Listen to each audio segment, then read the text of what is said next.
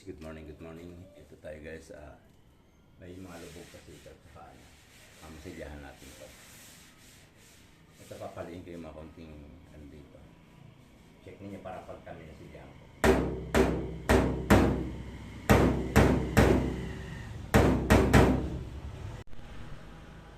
Ayan na guys, yung bubugahan natin, i-clear na natin to. Ayan. Isasama ko na sa i-clear natin yan para hindi siya masira. Tingnan ninyo kung paano ko bubugahan yan guys. Okay guys, eto na, tapos na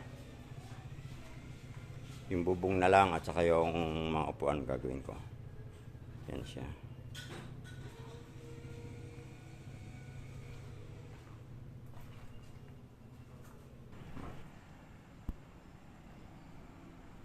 Bago i-bapping na lang natin yung ibang gamit.